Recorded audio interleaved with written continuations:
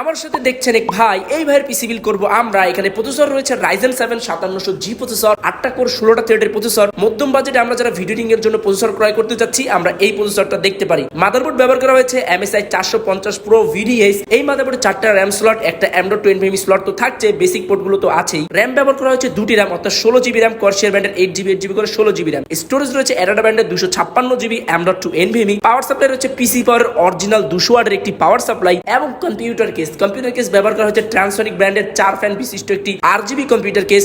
আমরা যারা টেবিলের উপরে রাখতে চাচ্ছি, এই কম্পিউটার কেসটা দেখতে পারি।